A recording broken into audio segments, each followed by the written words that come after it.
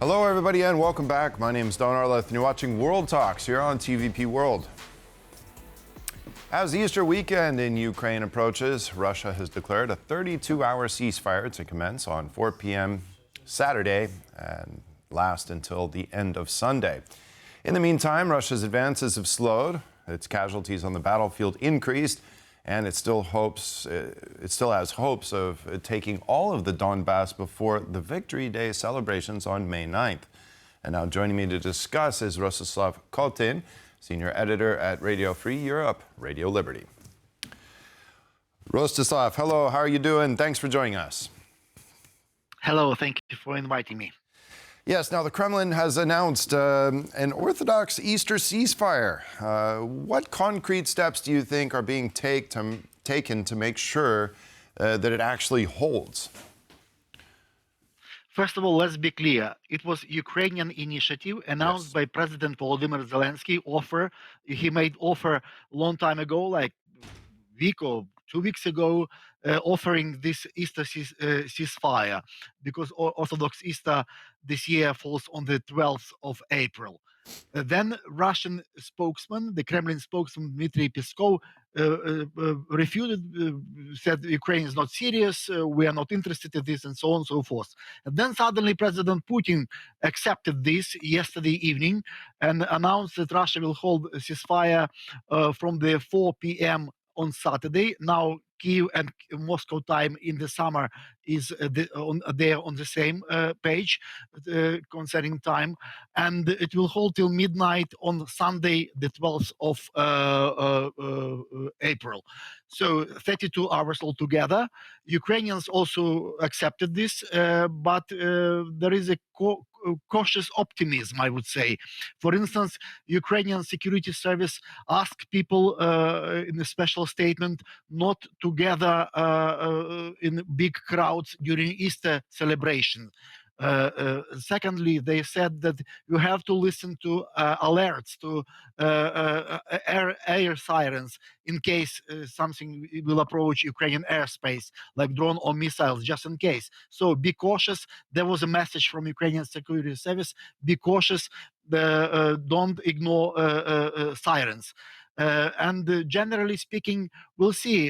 Ukrainian foreign minister, for instance, said that Russia should keep its word even after ceasefire ends on Sunday. What stops Russia of holding ceasefire further, not just for 32 hours, but for days and weeks and months to come? Why don't we celebrate this religious holiday with a promise of permanent ceasefire, which will lead to peace talks and peace deal? So we'll see.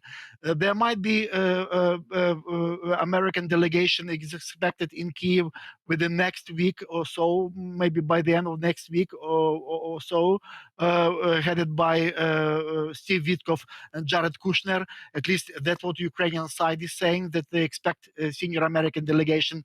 There might be trilateral Russian-Ukrainian-American talks by the end of April. We'll see how it goes. So far, these talks are stalled, kind of. There is no progress in these talks between Ukraine, Russia, with American mediation. We'll see. Right. Also, expectation is that there might be a big exchange of prisoners of war during Easter, during this weekend. At least that's what Ukrainians are hope for, and Russians as well. Mm-hmm. We'll see. Maybe it will happen on the Saturday, maybe Sunday, maybe a day after, as Zelensky's chief of staff Kirill Budanov said. We'll see. Maybe hundreds will be exchanged. Expectation is that it will be significant number of prisoners of war to be exchanged between Ukraine and Russia. Yeah, that would be a good Easter gesture, wouldn't it? Kirill Budanov also expressed optimism that the talks are evolving towards a settlement, that is, with the United States, with Russia. Budanov said he sees progress towards potential peace deal with the Kremlin, adding that a resolution to the war may not take that long to achieve. Although he said it's not right around the corner, but they are essentially getting closer. So what are your expectations as far as that is concerned? Do you think that potentially there could be an agreement, say, this summer, by when Donald Trump wanted there to be a deal made? Mhm. The thing is that, first of all, yeah, indeed, peace may be not around the corner. Just it's not a matter of few days, possibly, peace deal or few weeks, but it's kind of foreseeable future. Hopefully this year. I will talk about dates later. The thing is that the sticking point is the issue of Donbas. Russia wants Ukrainian troops to leave the whole Donbas area, the whole Donetsk region now, which is currently occupied about slightly more than 70% of Donetsk region. Almost entire Luhansk region, neighboring Luhansk region in Donbas area is occupied, but only 70%, 70+% of Donetsk region. Ukrainians' position is, let's stay where we're staying. Let's stop where we stopped. No withdrawal, no surrender, no occupation of the whole Donbass by Russians, and so on and so forth.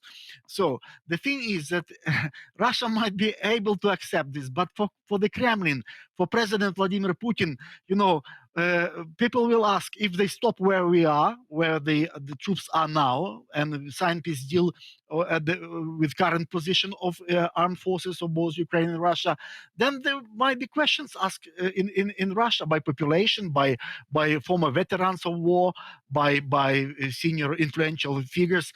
Why all this fuss about taking Kyiv within 3 days or 3 months or 3 weeks? Why the whole war was needed for if we didn't conquer Ukraine when Kyiv is still under Ukrainian control, Kharkiv, second largest city, Odessa, Dnipro, Zaporizhia, even Kherson was liberated by Ukrainians at the end of 2022.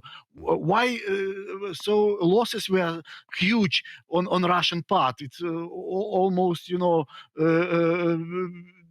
hundreds of thousands of killed and wounded. Why all these losses were needed for? There will be a question asked to Vladimir Putin and the Kremlin. So he needs something to show off to Russian people that we achieved, at least we liberated Donbas. Secondly, they now created a kind of image of Donbas as the bastion of Russishness. It's like the important, strongly important, extremely important area for Russian history, Russian cultural views, and so on and so forth. Patriarch of Russian Orthodox Church, Kirill, once said that Donetsk is our Jerusalem. Before he called Kyiv the Russian Jerusalem. Now it's Donetsk is Russian Jerusalem. They have too many Jerusalems outside of Russian borders that they want to fight for. About dates this year. One date is, of course, the victory celebration which in Russia falls on the 9th of May. They want to conquer whole Donbass, but it's unlikely to happen, to be honest, with the current pace of Russian advances in Donbas. Very slow, with so many losses, it's unlikely. Second benchmark is a kind of celebration of the US Independence Day, the 250th anniversary of US independence, and President Trump wants to show probably to American public that, I achieved peace in Ukraine. It was the most difficult thing to achieve, but I've done it. Also, NATO summit in Ankara in July, kind of also a good point for the West to achieve the peace in Ukraine. Then, of course, the Americans will think more and more about elections to Congress in November. So there are certain dates this year. At least President Zelenskyy said recently that till September there will be difficult period for Ukraine because it will be under growing pressure from both Russia and the United States in terms of achieving peace deal as soon as possible. Right. Now, we also have this talk of internet shutdowns in Moscow, as well as the blocking of Telegram. We're seeing lots of incidents on social media where people are actually getting in trouble for using these apps. What do you think the primary reason why this is being done at this time? Some people say it's to stop the Ukrainian drones that are attacking oil infrastructure and other places in Russia. But what are your thoughts on that matter?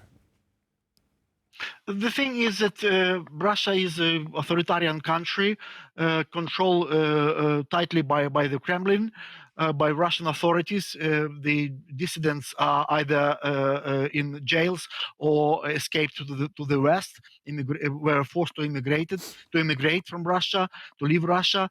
Russian authorities wants to control social media. People, after Ukrainian successful drone strikes against oil infrastructure in the Baltic coast recently, or now in the Caspian Sea, on the shelf of Caspian Sea, to extracting oil platforms were targeted this night by Ukrainian forces. So Russian population shares this video images, shares this information in Telegram, other social media. It's a kind of unpleasant picture for Russian authorities to see when ordinary Russians, thousands and thousands of Russians share this video, watch these videos on social media, which they are unable to watch on Russian state television, the propagandistic Russian TV channels. So people are exchanging this video, commenting on them widely, and it's unpleasant picture. It's unpleasant situation for the Kremlin.